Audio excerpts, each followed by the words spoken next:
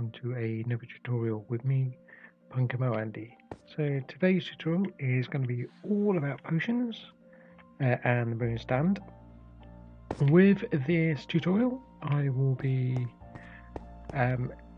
doing a separate video for each potion, just so when you're looking through my videos, if you want a particular potion, to remember how to do it and what the effects are of it, and pluses, maybe minuses with each potion, then it'll be easier for you to find.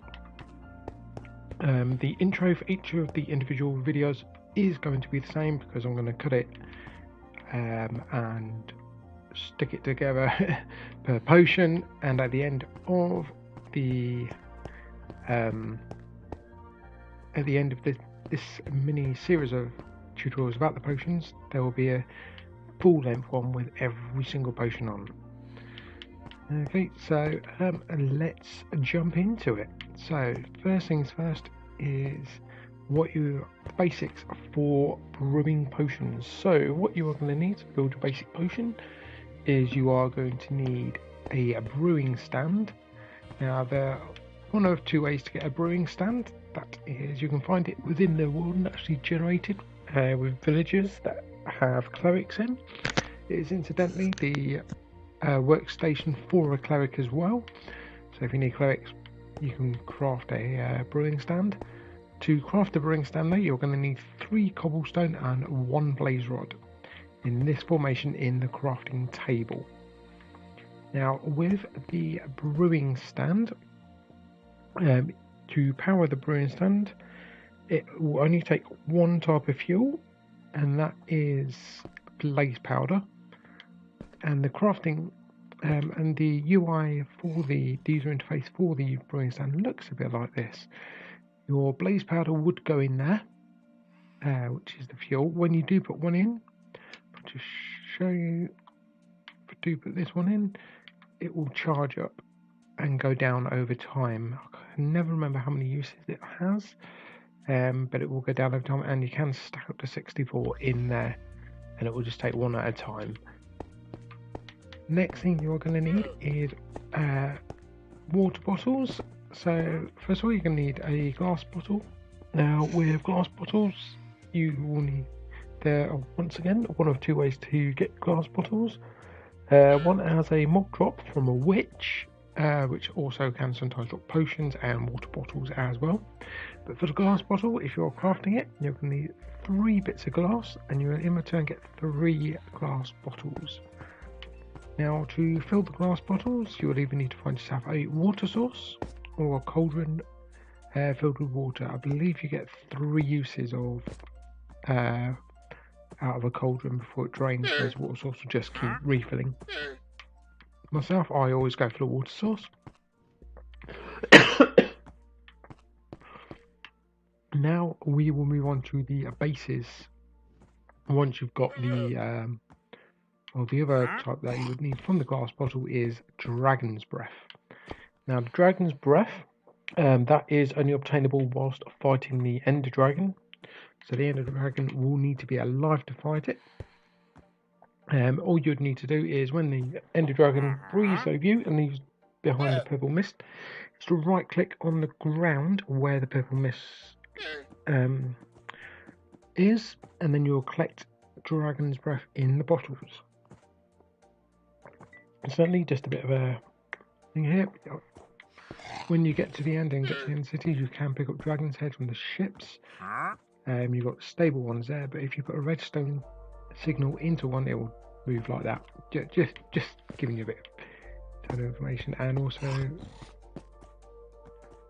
the next one, the next potion that you would need, or next first step to base potions to start everything, is the awkward potion.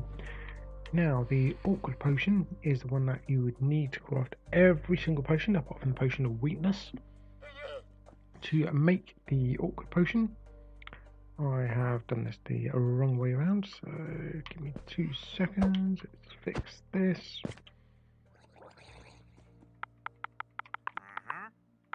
Let's grab some water bottle, because I have on the rest of them shown how to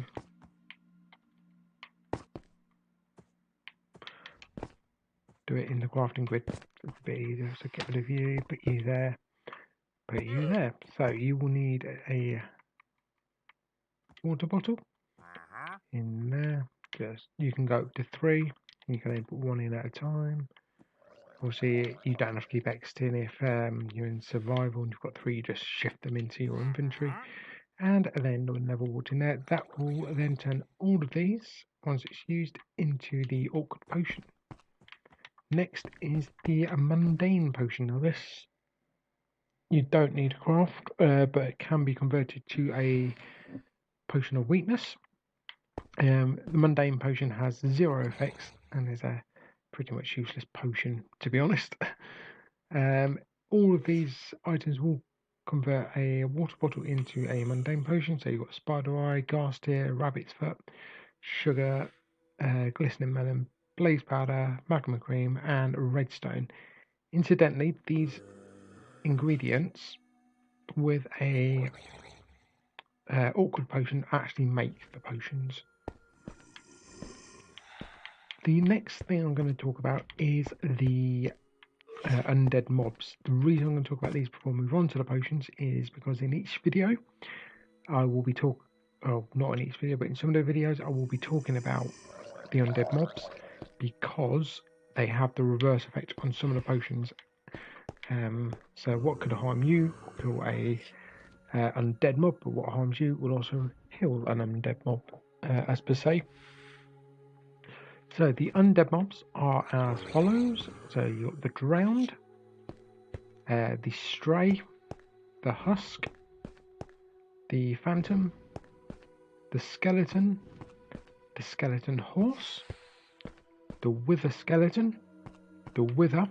Didn't make that up, but that is the block placement for the wither. So soul sand, another soul sand on top, and then 1 either side, and then across the top of the soul sand you would put these wither skeleton skulls, and you would spawn in the wither.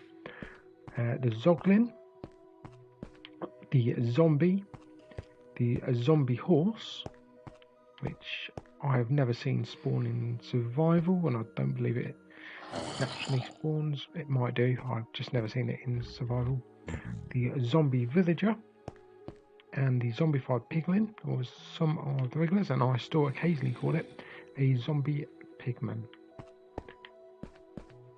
And last but not least, before I move on to the potions, there's just 2 extra bits I will need to talk about.